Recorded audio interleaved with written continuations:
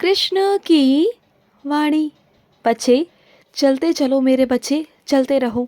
तुम्हें रुकना नहीं है, बिल्कुल भी नहीं रुकना। और जब रुकना होगा, थमना होगा, तो मैं तुम्हें बता दूंगा ना, तुम्हें रुकवा दूंगा, तुम्हें आराम करवा दूंगा ना। लेकिन ये वक्त तुम्हारा रुकने का है ही नहीं। तुम्हारा ये वक्त है भागने का, दौड़ने का, रुकने का है ही नहीं। और जब मुझे लगेगा कि हाँ तुम्हें आराम करवाना है, तुमसे काम नहीं करवाना, आराम ही आराम करवाना है, तो वो भी वक्त दूंगा तुम्हें, वो भी चीज़ें दूंगा तुम्हें। अभी के लिए ये समय जो है ना, ये समय बहुत कीमती है, बहुत महत्वपूर्ण है।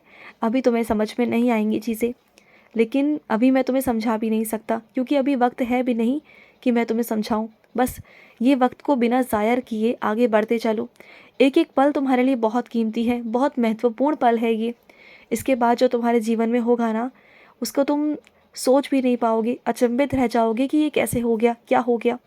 तुम्हें खुद पर भरोसा नहीं होगा कि तुमने ये सब कर लिया, और तुम ही वो करोगे। हाथ मेरा होगा, जिन हाथों से तुम काम करोगे वो हाथ तुम्हारे तो होंगे, लेकिन उन हाथों से काम मैं करवा रहा हूँगा। तुम चलोगे, भागोगे, लेकिन वो पाँव पर जोर मैं लगा रहा हूँगा, क्योंकि तुम भागो, तुम रुको ना। मैं तुम्हें आगे से आगे बढ़ाना चाहता हूँ, रुकवाना नहीं चाहता। मैं चाहता हूँ कि तुम बहुत आगे जाओ, बहुत नाम कमाओ, और एक दिन इतने गर्व के साथ मेरे पास आओ, वृंदावन आओ, मेरे वृंदावन आओ, अपने बाकी बिहारी जी के पास आओ, और आकर शुक्रिया कहो। उस दिन तुम्हें भी मुझ पर गर्व होगा कि हाँ, मेरा बाकी बिहारी है मेरे साथ, उनका हाथ है मेरे सर पर। तुम्हें पूरा विश्वास होगा, तुम्हें गर्व होगा, और उस दिन मुझे भी पूरा पूरा गर्व होगा तुम पर, कि ऐसा भी मेरा बच्चा है जो मेरे कहने पर चलता है, जो मुझ पर विश्वास करता है, जो इतनी ठोकरें खाने के बावजूद भी मेरा भरोसा करना नहीं छोड़ता, मेरा हाथ नहीं छोड़ता, मुझ पर विश्वास करना नहीं छोड़ता। ऐसा भी मेरा बच्चा है, मुझे भी गर्व होगा। जैसे तुम्हें मुझ पर गर्व होगा ना, मुझे भी तुम पर गर्व होगा। और सुनो, कभी ज़िंदगी में किसी की भलाई ना सोच सको ना, तो उसका नुकसान के बारे में भी कभी मत सोचना। अपने मन में कभी ये बात लेके मत आना। अगर उठ भी रही है ना, तो आने मत देना, क्योंकि ये चीज़ें गलत है। अगर ज़िंदगी में कभी किसी का अच्छा नहीं कर सकते ना, तो बुरा कभी भी मत करना, क्योंकि बुरा तो तुम कर दोगे, लेकिन तुम क्या सोचते हो, तुम जिसका बुरा करोगे ना, उससे कहीं दुगना तुम्हारे ज़िंदगी में, तुम्हारे कर्मों में, तुम्हारे भविष्य में जुड़ जाएगा। फिर क्या करोगे? अपने कर्मों को कैसे मिटाओगे? दूसरे के बारे में सोच रहे हो, तो खुद के बारे में सोच लो कि आगे चलकर तुम्हें क्या मिलने वाला है, क्योंकि तुम जो दोगे ना, वही तुम्हारे पास वापस घूम कर आएगा। तो सोच समझ कर दो कि तुम क्या दे रहे हो, अच्छाई या बुराई। समझ गए ना? और सुनो, कमाना बहुत अच्छी बात है। तुम जो कमा रहे हो, मेहनत कर रहे हो, ये बहुत बहुत अच्छी बात है। लेकिन इन सब में से भी कुछ जिम्मेदारियां तुम्हें अपने लिए भी बनती है ना। तुम्हारा भी घूमना फिरना, तुम्हारा मन खुश रहना, तुम्हारा खाना पीना भी बहुत ज़रूरी है ना। सबके लिए करते रहोगे, करते जाओगे, करते जाओगे, और अब तक करते ही तो आए हो, और फिर भी सबकी सुनते आए हो, लेकिन अपने बारे में बिल्कुल नहीं सोचते। तो सुनो मेरी बात को, हफ्ते में एक दिन या महीने में एक दिन ऐसा बनाओ जो तुम्हारा खुद का हो। जहाँ तुम जाना चाहो वहाँ जाओ, जो खाना चाहो खाओ, अपनी ज़िंदगी को अपने तौर तरीके से जियो। अपनी एक अलग सी दुनिया बनाओ, बहुत प्यारी सी दुनिया, जिसमें तुम जी सको, जिसमें तुम खा पी सको, आराम कर सको। कुछ ऐसी चीज़ें भी अपने ज़िंदगी में जोड़ो ना। ज़िंदगी को एक ही तरह से, एक ही ढंग से जीते रहोगे, रोज़ाना वही काम, रोज़ वही चीज़ें, वही लोग, तो फिर कैसे चिड़चिड़े नहीं होगे तुम? चिड़चिड़ाहट तो होगी ना, चिड़चिड़े तो होगे ना। अपनी ज़िंदगी को जीने का भी मौका है तुम्हारे पास, जियो ना। जब मैं तुम्हें दे रहा हूँ तो कमी किस चीज़ की है तुम्हारे पास? कमी मैं होने दूंगा ही नहीं। जहाँ रुकोगे वहीं तुम्हें चीज़ें दिलवाऊंगा, जो कमी होगी वहाँ पर कमियाँ पूरी करूँगा। बस तुम परेशान मत हुआ करो कि ऐसे कैसे होगा, वो कैसे होगा, वो कैसे नहीं होगा, सब हो जाएगा। और जो तुम्हारे मुकदमे चल रहे हैं ना, उससे भी तुम्हें बहुत जल्द राहत मिल जाएगी। जो भी मुकदमा है ना, जिसके खिलाफ भी तुम केस लड़ रहे हो, जो भी कुछ हो रहा है ना, सब कुछ तुम्हारे पक्ष में आ जाएगा। तुम बिल्कुल चिंता मत करो। तुम्हें लगता है कि सामने वाला बहुत मजबूत है ना, वो मजबूत नहीं, वो अंदर से बहुत डरा हुआ है। बस वो तुम्हारे सामने दिखाता है कि वो बहुत मजबूत होकर खड़ा है, लेकिन असल में उसके पास कुछ है नहीं जीतने के लिए, कुछ करने के लिए ना। उसके पास कुछ है नहीं, क्योंकि वो झूठा है, और झूठे इंसान के पास कुछ होता नहीं मेरे बच्चे। तुम सच्चे हो, सच्चे मन के हो, सच्चे दिल के हो, तो जीत तो तुम्हारी होनी ही है, निश्चित है। और सुनो, तुम बहुत दिनों से खाटू श्याम जी आने की सोच रहे हो, काफ़ी दिनों से। काफ़ी महीनों से तुम्हारा मन है कि तुम खाटू श्याम जी आओ और वहाँ आकर मन्नत का एक नारियल बांध कर जाओ, एक पर्ची डाल कर जाओ मेरे पास। बहुत दिनों से मन कर रहा है ना, तो ठीक है, मेरा कोई बच्चा आने वाला है मेरे पास, तो उसके हाथों पर्ची पर अपनी इच्छा लिखकर और साथ में नारियल लिख के भेज देना। तुम्हारी इच्छा यहीं बैठे बैठे मैं पूरी कर दूँगा। और जब वो इच्छा पूरी हो जाए ना, तो फिर मेरे पास आ जाना शुक्रिया कहने। अब शुक्रिया कहने तो आओगे ना? चलो ठीक है कि तुम नहीं आ सकते, तो मैं तुम्हारी पर्ची को स्वीकार कर लूँगा, तुम्हारे नारियल को स्वीकार करूँगा, तुम्हारे प्यार को स्वीकार करूँगा। लेकिन जब इच्छा पूरी हो जाए तो तुम्हारा फ़र्ज़ बनता है ना कि तुम खाटू श्याम जी आओ और मेरे पास आकर तुम मुझे शुक्रिया कहो।